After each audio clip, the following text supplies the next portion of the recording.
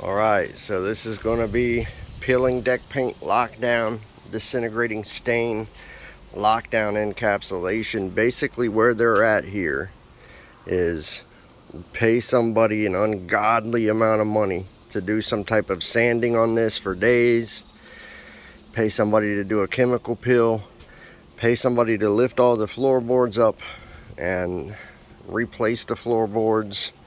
Either which way, no matter how you cook it, to do that, and then to bring the deck back to a protected level with a coating system, you're talking a lot of money.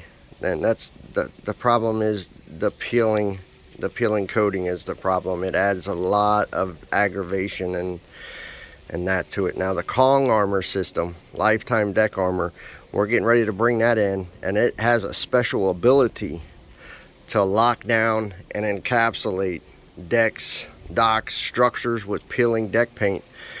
Kong's industrial film is designed exactly for this right here, the lockdown encapsulation, peeling deck paints, disintegrating stains, peeling bare deck over, peeling restore 10x, peeling Cabot deck correct.